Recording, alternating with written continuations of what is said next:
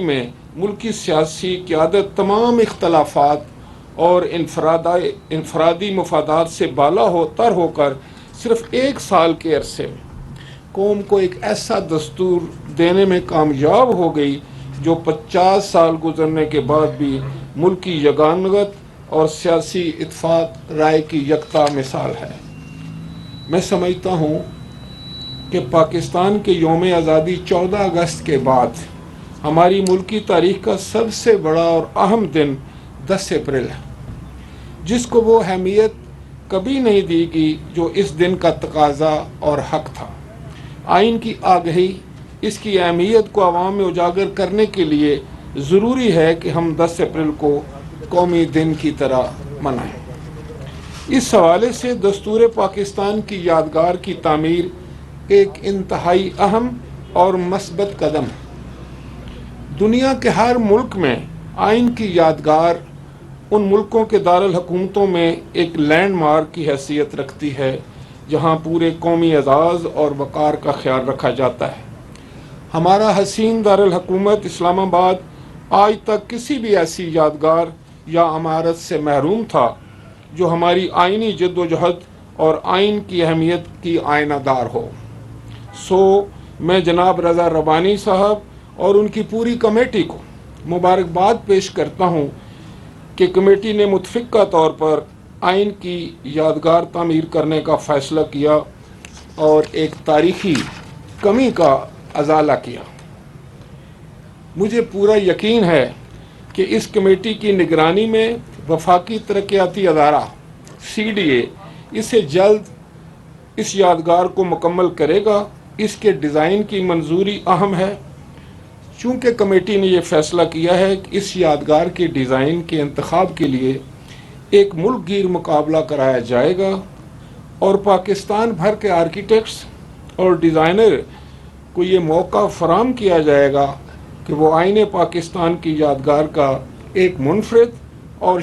شایان شان ڈیزائن تجویز کریں۔ میں اس حوالے سے کوئی بھی رائے دینے سے اجتناب کروں گا اور صرف اتنا ہی کہنا چاہوں گا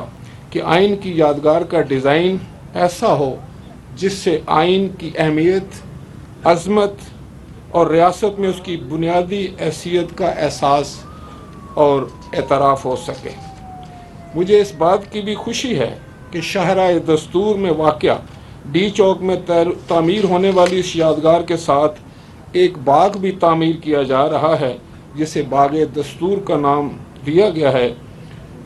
اس باغ کی تعمیر سے نہ صرف شہریوں کو ایک خوبصورت تفریح میسر آئے گی بلکہ اسلام آباد کی سیاحت کو آنے والے افراد کے لیے آئین کی یادگار پر آنے کا ایک خاطر خواہ جواز بھی فراہم کرے گی۔ میری رائے ہے کہ اس مجوزہ باغ کی تعمیر میں بھی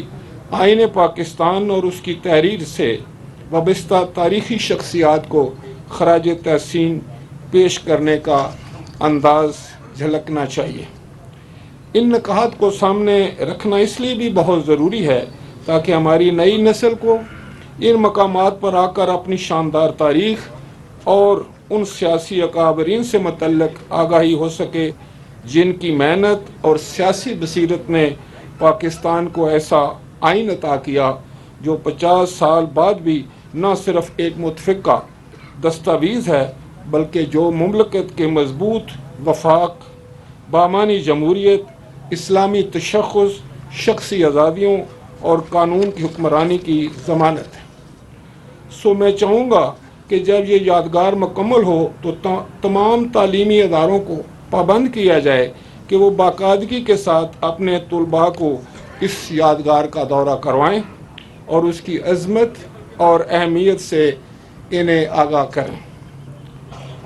اسی حوالے سے